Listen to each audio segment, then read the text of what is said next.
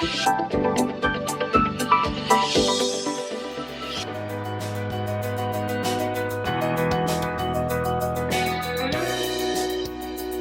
topic, technology, a savior in disruption. An apt topic in current times, the fact that we are having this digital conference as a virtual event is one such example. For this, let me introduce to you our esteemed panelists, starting with Dr. Sandipam Sarkar, Technology Executive, Blockchain, IoT, and AI at IBM.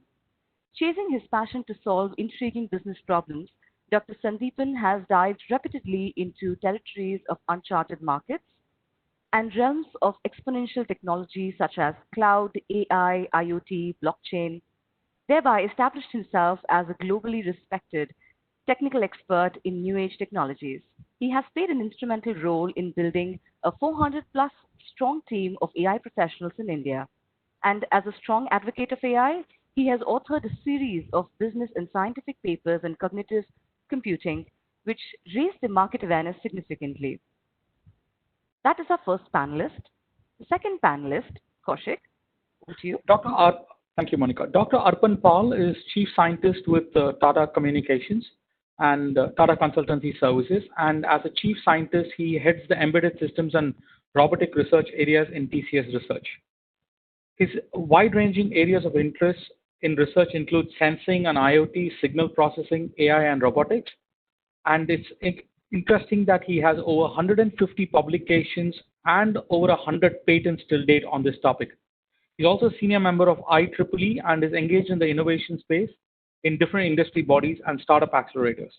Thank you, Dr. Arpan, for joining us today. Our next panelist is Professor Utpal Garai, professor at Indian Statistical Institute at Kolkata.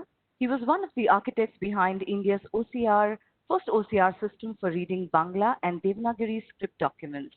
His research interests include development of AI systems, machine learning, deep learning, algorithms for language and vision problems. He has published more than 100 research papers in the field of AI and machine learning. Along with his academic research, he has been serving as a research advisor to several public and private organizations in the field of AI and data science.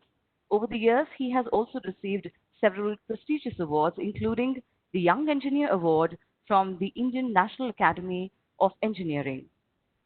Thank you so much, Professor Utpal and Dr. Sandipan and Dr. Arpan Pal for joining us today. These are true stalwarts in the technical world.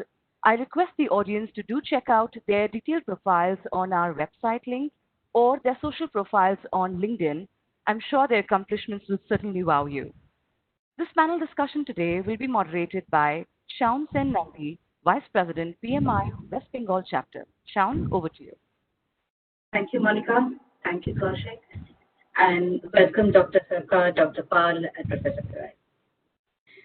So, team, a question which comes up in any project management conference is, how much of technology does a project manager need to understand? Well, in today's world, a digital transformation is an imperative of any organization. So whether you are running your own enterprise or you're working with a customer, it is very important that you understand and appreciate technology. And as Avila was just pointing out a little while earlier, data, that's our greatest asset now.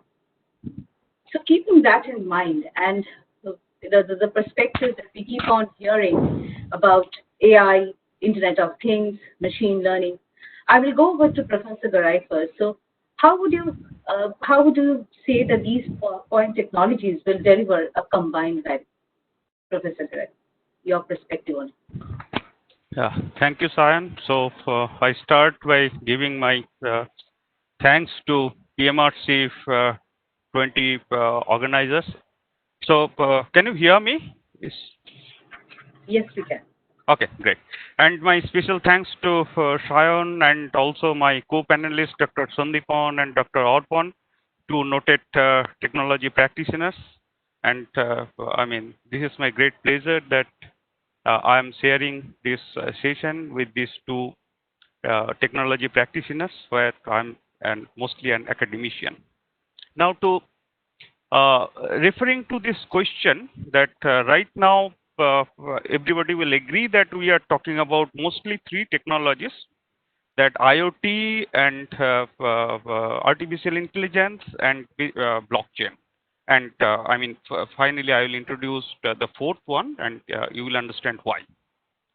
Now, if you look at the diagram, is nothing to explain more that basically IoT is giving us data. All cyber physical systems, they are generating data. And now for we are talking about data-driven approaches.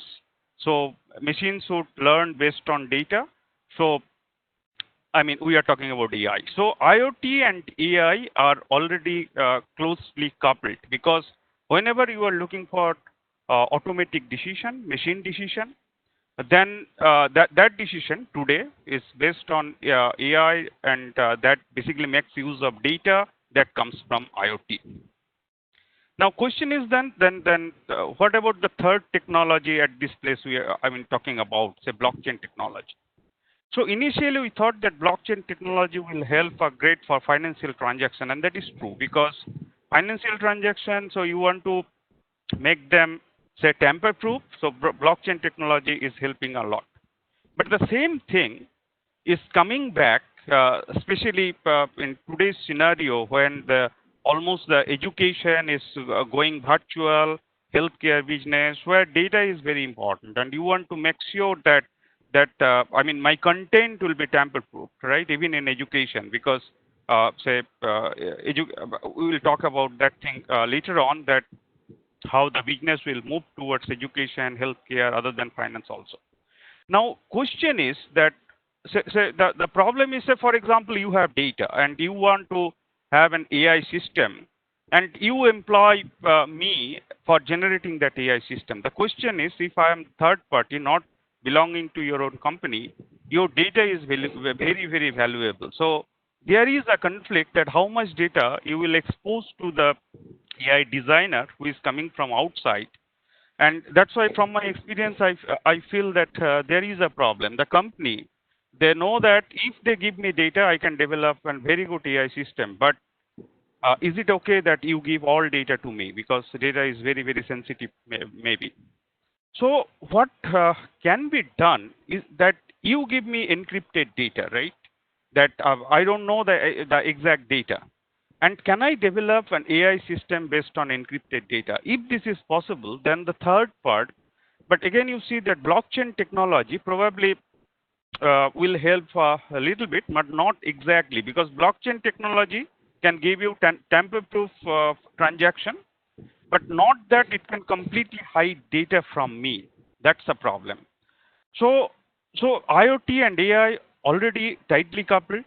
The thing which is not currently available, and that's why research labs like ours are doing a lot of things to achieve this, that is it possible to do AI, machine learning or deep learning systems on encrypted data? Or is it possible, okay, let's say that, yeah, you ask me that, okay, I'll not give you data, but can you give me your AI system? Then I may think that if you are not giving me data, then why should I give you AI system? Then is it possible that can I encrypt my machine learning algorithm and can deliver that system to you, so that you do not know details of that algorithm, but still you can make use of it? But the experience is, the fourth technology should come into play, that is the quantum computing. That unless and until we have a very good development in quantum computing, this AI, machine learning and deep learning based on encrypted data, or the vice versa, encrypted AI system is right now it's not being possible. So with these few words, I invite other two speakers for sharing their experience on this. Thank you so much. Thank you, Professor Garai. So I'm just taking a cue of that, Dr. Pal, if you could talk about how we will exactly, as Dr. Garai was saying, how do we extract the insights? So your take on it, and how does these technologies work in tandem to give us a value? Okay. Thank you, and thank you for inviting me. It is a privilege, and I'll just take from what Professor Garai told, and I'll try to just give another perspective of this, that The way we should see this system, I just see this complete digital intelligent data system just like human beings. We have our senses and we have a brain to process the data and we have a limbs to actuate and do work. So we should exactly think in that way, that sense the data, that is the IoT, and brain is the AI, and then actuate through robotics, which we physically do. So that is what is a true intelligence as a physical system does. So any practical system will be actually doing it. Sometimes it is a physical robotics, sometimes it will be doing a soft robotics. That's different, but effectively that's what it is. But what I will draw attention to is I'll put in the right side of it, because that is very important. That what we are seeing more and more as we practice this has become extremely interdisciplinary. So you cannot have only a computer scientist or a IoT person or electronics person or a normal science person to do it. So everybody has to come together. So you know that the IoT gives the sensors, so that is mostly the physicists and the electronics people. That's what they do. The computer scientists give you the algorithms and all, but without whom it will not work is the domain specialists. So ultimately, the scientists, the social science, physical science, environment science. If you are working on healthcare, you need doctors with you. If you are working in a factory thing, you need the manufacturing and the factory specialist people. So that part has to come together. So this interdisciplinary thing is that point solution will suddenly become a solution that can create impact. So effectively, that's what it is. And ultimately, it is all about making sense from a chaos of data. And that's what this system will try to do. And that's what I wanted to talk. Yeah. Thank you, Dr. Pal. So, putting the same question on to you, Dr. Sharma, but if you could give us a more organizational perspective. I mean, as Dr. Pal was stating that it's interdisciplinary. So how does an organization look into it when they want to actually interweave all these technologies and try to get a benefit of it? How do they tackle it? So thank you, Shaun. Good afternoon, good morning, good evening. I understand that there is a huge number of participants and maybe from different time zones. So it's definitely a big honor, pleasure, and a privilege to come here, speak in front of you. And obviously with the stalwarts like Professor Garai and Dr. Pal, it's always a really, very, very enlightening session, at least for me. So, Shaun, I mean, taking your cue, right? So, if we look at the enterprise, right? So, the reinvention, I mean, we are using this term called digital reinvention for quite some time, right? In fact, I mean, it is becoming a cliche nowadays. I mean, we are doing this digital reinvention for quite some time. What happened? I mean, actually, the disruption, I mean, and disruption, not, I'm talking about the other kind of disruptions. We'll talk about that in a moment after a few minutes. But there is a huge amount of technological disruptions that were happening over the period of year. If you look at it, I mean, the enterprises for last few years were primarily focusing on as and when these technological disruptions were coming, they were trying to say, okay, so me too kind of, sentiment or philosophy. Okay, so let me also do a little bit of AI. Let me also do a little bit of IoT, right?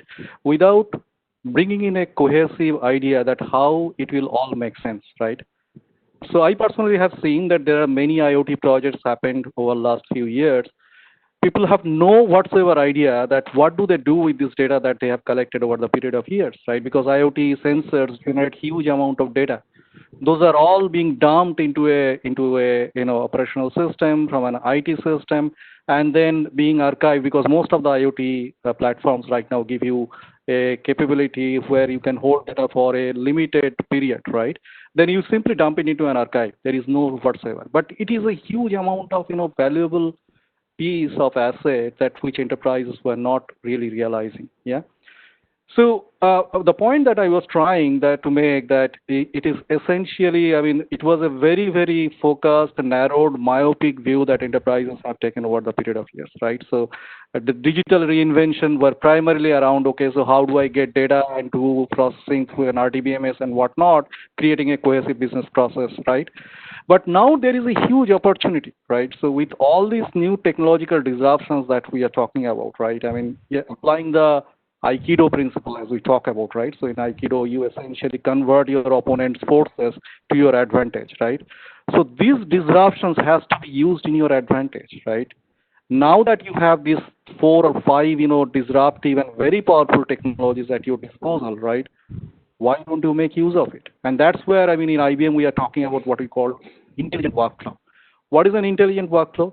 It's essentially you rediscover your business process, implant your capabilities with respect to these 3 or 4 technologies that we are talking about: AI, IoT, blockchain, 5G, edge, automation, whatever we call it, right? We in IBM terms we call it exponential technologies, right? Apply them, right, and then reinvent your business processes, which becomes your intelligent workflow. I think that I will take just before I close on this particular topic, as Professor Garai and Dr. Paul emphasized, data is most important of it, right? So without data, I mean, none of this will work, right? So if there is any, taking the analogy of Dr. Paul, what he was alluding, right? If I look at data, right, data is the lifeblood here, right? So it's, if I think an enterprise as a human or an animal, right? So you see that essentially what flows from the sensors to actuators to processors to decision makers is data, right? This data is essentially being converted from data. It becomes information. From information, it becomes insights, and from insights, it becomes wisdom, right? That's where we want to go, and we'll make our enterprises wiser as we move on. With that, obviously, we'll have some more discussion. But over to you. Thank you, Dr. Shankar.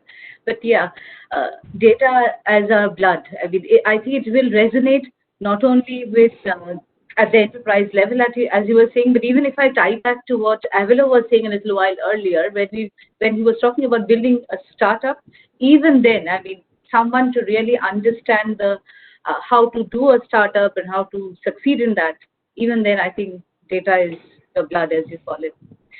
So, I mean, we are talking about these exponential technologies. So, Professor Garai, over to you again. I mean, do you think in that case, the AI can be applied to all mission-critical applications? I mean, is that what we are looking for? I mean, is that something which we have to do? I believe yes. I mean, and we know that there are certain limitations. I mean, I had a slide, if you can flash it, Shaun, if you don't mind. So I think over the period of years, right? So AI has gone through many hype cycles, right? And we have seen multiple AI winters, as we call it, right? Because people got disillusioned at some point of time and whatnot, right? So there was a huge expectation on AI, right? And sometimes AI couldn't deliver. And still there are some hypes, right? I have seen 2 different sentiments in this market, right? I mean, watching this since 2014 onwards very closely, right? One sentiment is that, okay, so AI will come, it's like a magic pill, it will solve everything in our life that was there, right? So that's one part of the story. The other part of the story is that, no, I mean, AI is just, it's just bakwas. I mean, it has no value, right? It's a completely just a myth, and it doesn't give anything. We all know that reality is somewhere in between, right? The primary challenge of AI at this point is essentially most of our AI algorithms. I mean, I should not really I am not the right expert, but Professor Garai and Dr. Pal, they are far more knowledgeable and stalwarts in this area. But we all know most of the AI algorithms are essentially depending on the supervised algorithm, right? So that's where it is. So now supervised algorithm means that you need a human trainer, right? And how do you do, I mean, why do I need human trainer? Because the human trainers will essentially create training data, right, which is annotated, yeah? So there are 2 things that we need to keep in mind, right? So one is, what data are we training our system with, and what is the actual reality, right? And there is a difference between that. So I'll allude to the framework that Agrawal and others, I mean, that talked about in their Prediction Machines book, right, from University of Toronto, right? It's essentially, it's a, if I put it, I mean, there are 4 quadrants. So there is known knowns, right, which means that you are feeding with the training data which are known. We know that it is there, right? The other thing is that known unknown, unknown knowns, and unknowns, right? What we have seen that often AI systems do fairly well, right? So when they are operating on known knowns, right? Because we know that huge amount of data is there. I, as a human user, trainer can go and annotate it well, right? So this is where it works perfectly well, right? So sales forecast, this time we know that we have almost 100% accuracy in predicting the path of trajectory of Amphan, cyclone, I mean, etc., etc. The challenge happens on other three dimensions, right? So this is where we miserably fail. At least AI systems are still struggling, right? So one is a known unknown. So we know that we do not have enough data, right? So who will win, U.S. presidential election, right? I mean, we have very few data points. Only 4 years, every 4 years this election happens, right? And every year the candidates are different, profiles are different. It's very difficult to kind of, put them into buckets and, predict, right? So that's one thing, right? COVID-19, I mean, that kind of pandemic doesn't happen every day, right? And we, God forbid, it should not happen every day, right? To be honest with you. So these kind of situations, we are fairly, helpless, right? There are other areas like unknown knowns, right? So, I mean, in this area, usually humans are slightly better, right? Because what happens, the machines are terribly bad at this moment in kind of in analyzing the causal sequence, right? The cause and effect sequence, as you call it, right? So, for example, I mean, we all know that sometimes grandmasters go in chess and they actually sacrifice their queens, right? Because that's a very brilliant move. I mean, they do it because they want to, go for a checkmate, but they do it for a reason, right? Now, when Kasparov and was training his chess systems, right? I mean, they all realized that chess systems after 3 moves or so, I mean, these trained systems, I mean, they sacrifice their queens. They saw that grandmasters are sacrificing queens, so the system thought that okay, sacrificing queen is a sure success formula. This is not the case, right? We all know that if the demand goes down, then in that case price goes down, right? But it's not the other way around. And AI systems are terribly bad at that, right? And they are not very good at sequencing and etc. etc. So there are some, topics are going on, but it is fairly myopic and it doesn't go beyond it. And then there are unknowns that we do not even know whether it exists, right? So, typical example that we talk about that before Western, countries discovered black swans in Australia. Nobody knew that such kind of a bird exists, or Bugunla Yuchola in Arunachal Pradesh, a more recent example, right? So nobody knew that kind of things exist, right? AI systems are terribly bad; they cannot do anything around it. So I think that if we put it, I mean, if we try to put our topics over here, right? So in that case, we know that where AI will do well and where AI will not do so well. Sean. Thank you, Dr. Sarkar. So, Professor Garai, I'll come back to you.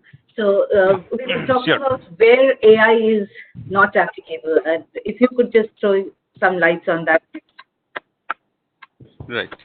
This, no, the previous one. This, not this one. Yeah. So basically, no, the next one. Yeah. Keep it here. Yeah. So basically, referring to your question that considering this mission critical application, that is the big question going around right now. One problem with AI system, what Dr. Sandipam explained is perfect. I mean, he nicely presented this 4 different situations.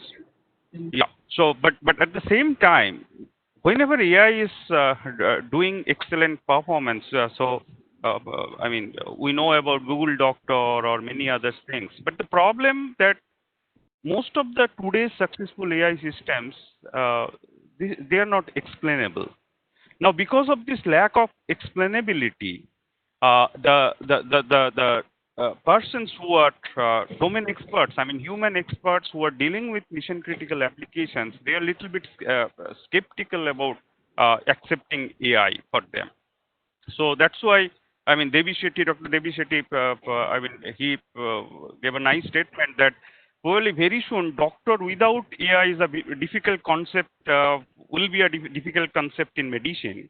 At the same time, AI without doctor will be a very difficult situation. So for the reason is, for mission critical application, definitely we have to take AI help. But at the same time, since they are not explainable, we have to employ human experts. Otherwise, I mean, most of those applications, they deal with human lives, deal with crores of rupees, and a wrong decision may be fatal. So human expert must be roped in. At the same time, if you look at the second point, this is another problem in AI, that is decision fair. So how to embed fairness in decision is another today's research topic in AI, because your training data can be biased. Even the way you take the decision, that is also biased. Say for example, patients are calling for ambulance if your resource is limited, and machine is taking decision where to send ambulance.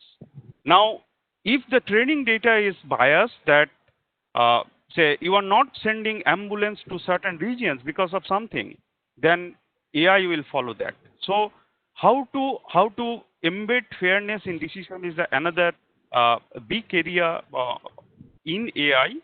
And third part, what I will say that okay, many people they think that if I buy a AI model, then that module probably will give you a great magic. I mean, machine will take decision and you will get revenue out of that. It will not happen with AI, because AI is a white box technology that we have to understand. Say, for example, you buy something for healthcare management, and then that AI product is basically trained on data of some patients from some other country. Now, if you want to employ that AI system for Indian healthcare system, that might be, I mean, you can find that system is not giving you correct accuracy or the expected performance. The reason is, if you want to just say, I buy a module, I just learn how to operate it, and then take the decision from the machine, then that could be a problem with AI, because it's a white box technology. And fourth thing is, little bit less in discussion. So I will request the audience to look at the right side panel. Now, consider a very, very high performing, say, object detector system that can recognize panda as a panda. That picture is panda, right? And let's say machine confidence is about 60%. But machine, that object detector is very accurate, and that's why, 99 point some percentage accuracy you get from that system. Now, what is happening? Say, look at the second picture, which is basically a noise. I'll call it imperceptible noise, because the moment the noise is added to that panda, the same machine is fooled now, and the machine is saying the third image, and I'm sure that no human will make this mistake to tell this panda image as given, but machine can make this mistake, that that third image, machine will tell you that it is given, and you see the confidence. Confidence is now 99%. So the way we can fool this AI system, we call it adversarial examples. So we have to be careful about this. And that's why, say many people, they claim that probably AI is going to mimic the human intelligence. It is not, because the way, say the human brain works and the AI works. So a good amount of research, we are trying to explain the AI behavior. We are doing that research, that how to explain this learning algorithms. So that is another challenge of today's AI research. Thank you. Thank you, Professor Garai. And I think as project managers, it is important for us to appreciate that in this AI technology solutions, there will be embedded biasness. And of course, this biasness and ethics around AI, it's a very big chapter. It's a complete different discussion. But at least as project managers, I think we need to be aware and at least have an appreciation of this, and not take the AI projects on the face value. So I will just move on to Dr. Pal. So if you could just elucidate how we can use AI for a better predictability and have a better desired outcome in our mission critical level. At least what we can do, what can we be conscious about. So actually, I will just take that, because both Dr. Sandipam and Professor Garai explained this thing very detailed way. And I will just point out two more things which may sound a bit philosophical, but which I think, and not only me, I think anybody who is practicing in this field, they think trust and liability for AI-driven decisions, this will actually make or break AI. Because this may sound very philosophical, but just to give you an example. You see on the left side, there are pictures of remote controls. These are the first machines our children start using, isn't it? And they're extremely predictable machines. Have you ever seen doing a channel up in a machine, remote control, and the channel not going down? You've never seen that. Very, very predictable machine. In AI, when we do, we always tell, like Professor Gorai was giving these probabilities, 57%, 89%, 90%. We always tell 90. If we do 90%, it is very good. So that means every 100 times, this thing will actually tell wrong 10 times, if we are talking about a 90% accuracy. So now suddenly we are actually going from a predictable machines which are used to for all our generations. Now we are going for a machine which is not 100% predictable. The question is, can we trust those machines as human beings? Will you trust a car which, if you press accelerator, it will brake, and if you brake 10, even 1 times out of 100 times, it will accelerate? So that's the problem. So that is one philosophical question you have to answer, that, and that is a big technological requirement is there to that how to make AI trusted by people. The second question is more another philosophical is, again, if you are talking about mission critical applications, like say driving vehicles, predicting people's health, monitoring elderly people, or this kind of things, it is different from detecting your friends' faces on Facebook or understanding a voice command and Alexa.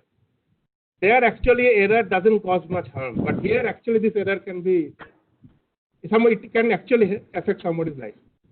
So this part, the philosophical question, that the technology question is how to remove the error. The philosophical question is, if this error occurs, who is held liable? Is it the person who wrote the algorithm, who created the deep neural network, or the person who software coded it, or the person who used it? So this becomes the next part where actually this interpretability and explainability comes in a different way, because it will be always a human in loop. Like Professor Garai was telling that it will be doctors will be using AI. So AI-driven decision has to be understood by the doctor, and they have to personally then be liable for that AI-driven decision. They'll be comfortable enough to do that. Then only this thing will actually become more useful. So that is the point I wanted to make. Thank you. Thank you, Dr. Pat. So I will move back to you, Dr. Sharkar. So maybe again bringing in a enterprise view. So we are seeing all these AI solutions. So how does, as an enterprise, how do we balance and infuse the two worlds of the transactional world and the AI world? So how do we do that balancing? So fantastic question. And this is, again, I mean, there was some changes that are happening right now, right? So we all know that when I started my career, right, we used to talk about OLTP system versus OLAP system, online transaction processing, online analytical processing. We used to talk about, how they have different non-functional characteristics. One is about response time, another is about throughput, blah, blah, blah, blah, blah, right? The quite interesting thing is that, I mean, this differentiation, this difference is actually now is getting sort of, grayed out nowadays, right? So we all know that transactional systems, I talked about data as a lifeblood of enterprise, right? So, I mean, if I look at this, I mean, let us for a moment, let us think that, okay, so these two worlds are different worlds, right? And they are like Cartesian dichotomy, right? So the two different components altogether, which doesn't have much relationship. But if I go deeper, right, so there was always some relationships, right? So these two worlds are not necessarily, I mean, completely independent of each other, right? So it's more like Chinese yin and yang philosophy, right? So there is always an energy flow between good and evil, and what is good and what is evil, I mean, that cannot be really, dissected up, right? So it's exactly like that. I mean, if you see, I mean, the transactional systems generate data, right? I mean, they generate it, right? These data goes into the analytical systems, yeah, where all this, AI and, machine learning, decision making, and sort of, information refinery work goes on, where we move, as we call, I mean, we move up the AI ladder, right? So from data to information to insight to wisdom, right? We are not there in the wisdom, by the way. So, but ultimately what we try to achieve is to get some insights, yeah? And these insights go back and gets implanted into your transactional systems. I mean, I talked about those intelligent workflows, right? So which gets implanted in your transactional systems with the hope that it will actually do a betterment of your decision-making process and optimize your operational processes and whatnot. So these flow, I mean, these data and insights, I mean, it is essentially a cycle, right? So as the transactional systems are implanted with these insights, it is a hope that they will generate better quality data, which will go back into the analytical system and do it like that, right? Now, so thereby, I mean, the difference between these two words are very, very fuzzy at this moment. They are getting overlapping. And let me give you some more examples, right? So nowadays we are talking about real-time analytics, right? As the data is on the move, we cannot wait. The data will come to my cloud, to my data warehouse, and etc. We cannot wait like that. You need to have the decision closer to where the data is being generated. So we are talking about real-time analytics, right? So where is it? I mean, is it an analytical system or it is an OLTP system? You cannot tell, right?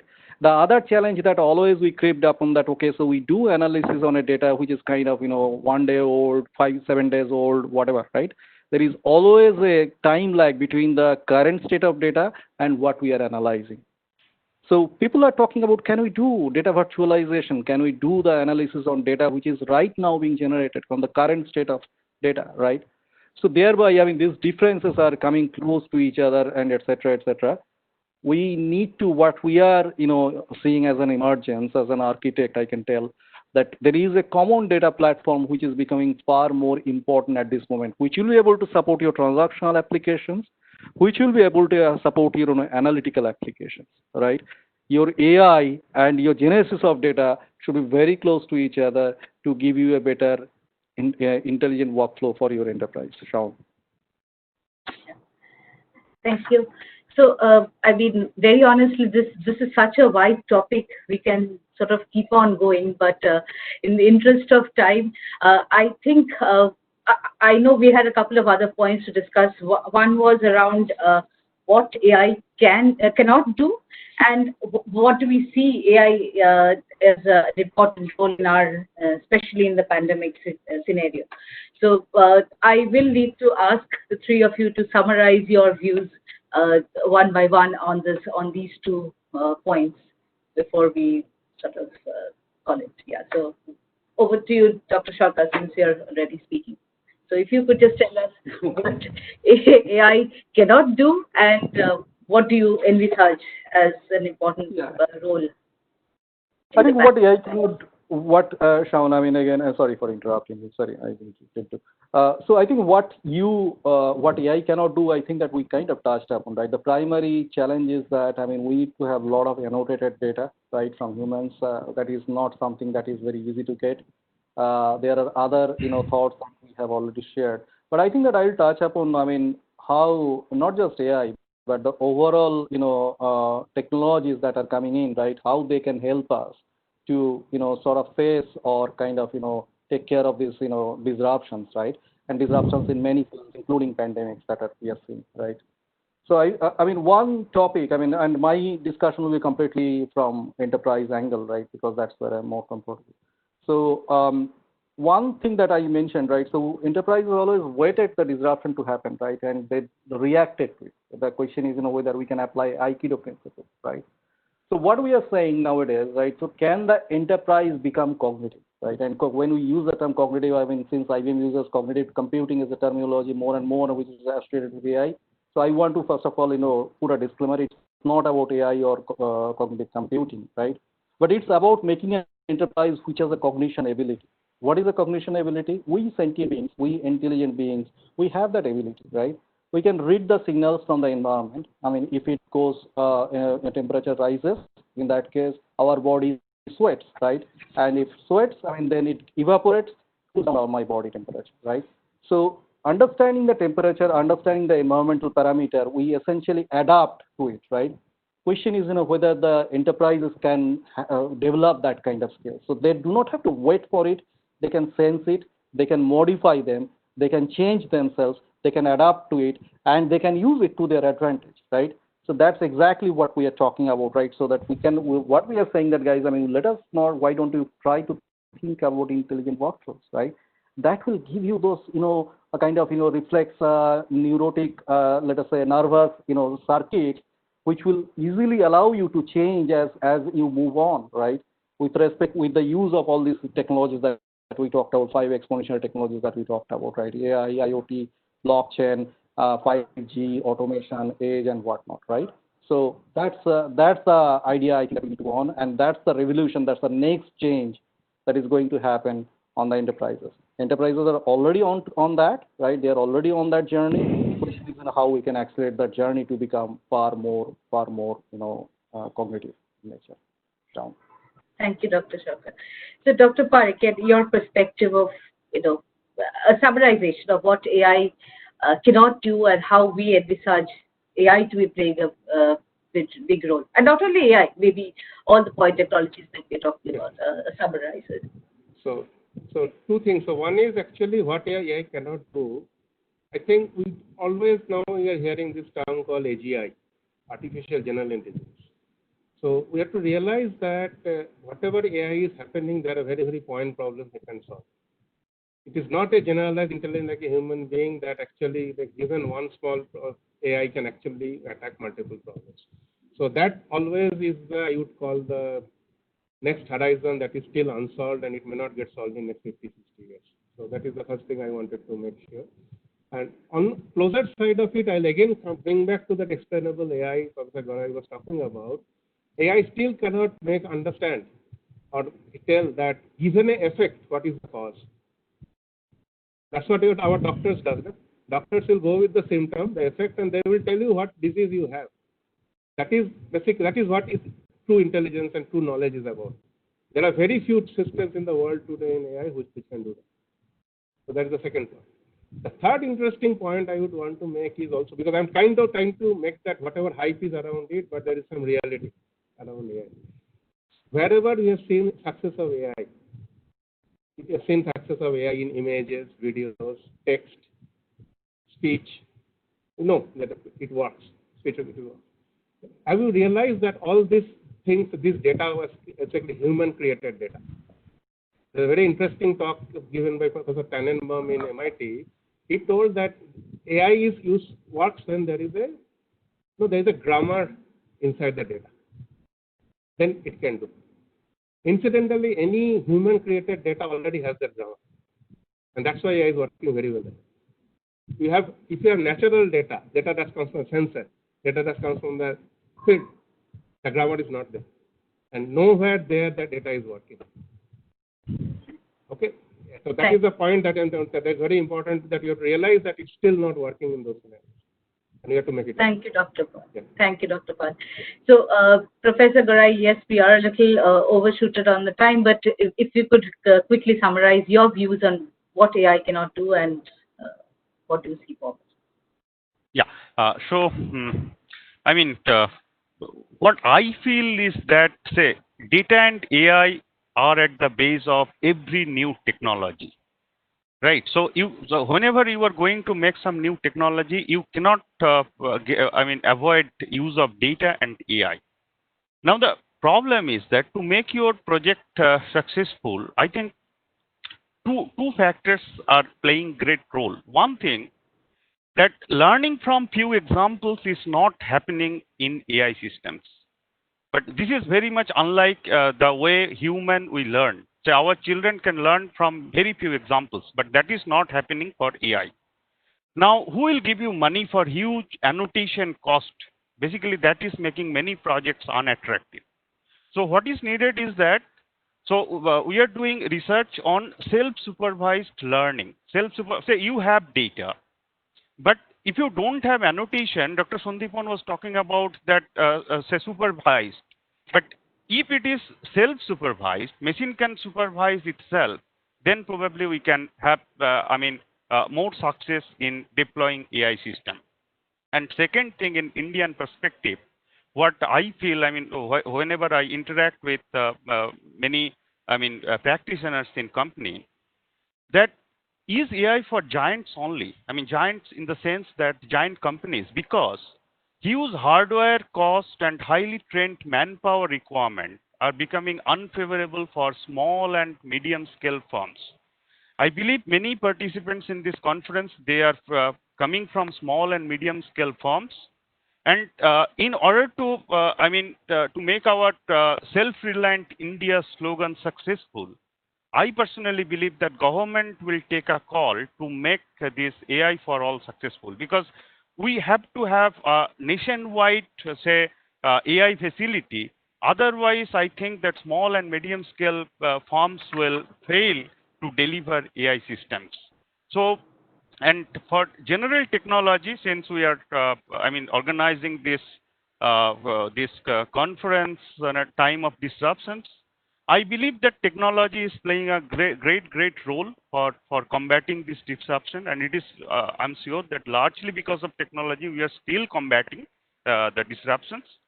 And we are seeing a lot of changes in the technology. So one thing I want to point out, that never we thought about data security at edge, but now today we have to think about the data security at the edge also, because a lot of people, I mean almost all people, are working from home. Now what is the data security when you are following work from home principles, right? And at the same time, scale is another factor for any technology today. Say whatever it is, Netflix or your office work, scale is a factor. So two things are becoming very important with this to combat this disruption. One thing is that, say, scale at the core and security at the edge. That is one thing, and associated thing, little bit different discussion, but very much related to the people who are following technology, is that digital enslavement. Probably digital enslavement is another big area where we have to talk about productivity trap and digital fatigue. And also all these models, whatever AI and non-AI models, are we talking about sustainable technologies? That we have to talk about. Because say, from using work from home, probably you are getting little bit more productivity, but the moment the digital fatigueness will come in, you may have a productivity drop. Also, you see that during this time, the first year batch, I mean the graduate engineers, normally you recruit graduate engineers, they join during this time. And how will you manage them through work from home? So all these issues will come into the moment we talk about, I mean, bigger role of technology during disruptions. But we are running out of time. Thank you so much. Yes, quite understandable, Professor Garai, and to all three of you. These are the contact details for the audience. If any of you would really want to connect with our August speakers, please do. And yes, we do have a lot of questions, but at the end, as I said, this is such a vast topic, and we can, we sort of overshot the time, so we can get the questions to you offline. So thank you, Dr. Pal, Dr. Sharkar, and Professor Rai once again. Thank you so much. Thank you, Sayan. Thank all the participants. Thank you.